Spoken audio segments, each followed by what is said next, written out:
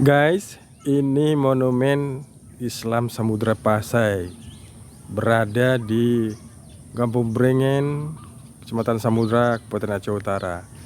Nah, di sampingnya guys, ada Museum Islam Samudra Pasai. Nah, ini dia nih. Datang guys, mau belajar Islam tua Aceh. Datang kemari ya guys ya. Nih guys, museumnya.